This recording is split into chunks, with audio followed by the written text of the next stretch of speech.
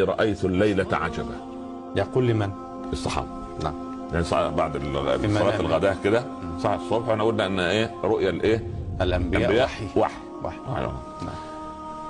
اني رأيت الليلة عجبا، رأيت رجلا من امتي اتاه ملك الموت ليقبض روحه. نعم. فجاءه بره بوالديه فرد ملك الموت عنه. يا سلام، رد ملك الموت عن قبضه. بر الوالدين. دي المفاجأة. معقول؟ ملك الموت معاه الاسماء والزمن والمكان. لا يستأخرون ساعة ولا يستقدمون. جميل. ولكل قاعدة شواذ واستثناء. حتى الاستثناءات في الأجل. كأنما رب العباد يقول هذا الذي سوف تميته الآن أنا وأنا الرحمن الرحيم. كأن الله يقول هذا أعطيته علاوة رضا لأنه بر بوالديه. يا سلام. كمان هيعيش ويصلي ويصوم ويعمل خير أكثر. رد ملك الموت عنه، وهذه الحالة الوحيدة التي يرجع فيها ملك الموت.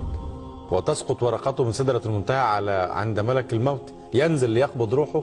وبعدين اتاري ملك الموت ما عندوش كل الحقائق. سبحان الله. الحقائق عند الله. سبحان الله ونعم الحقائق عند الله عز وجل. ونعم الله. سبحان. شفت ازاي؟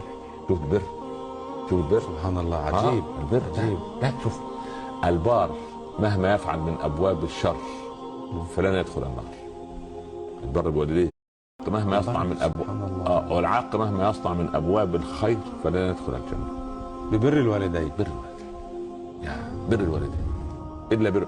والولد العاق المصر على تأبيه يعرف قيمة الآباء بعد فقد أبيه. يا لحسرة من لم يبر والديه.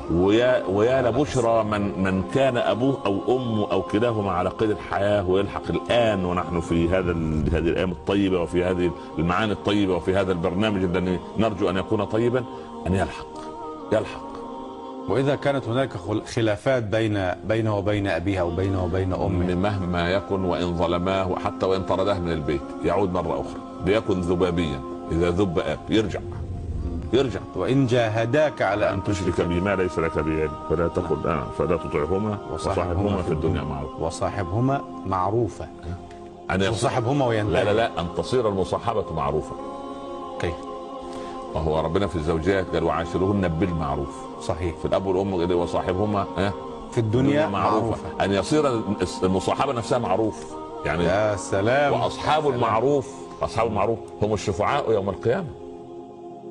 سبحان الله. أصحاب المعروف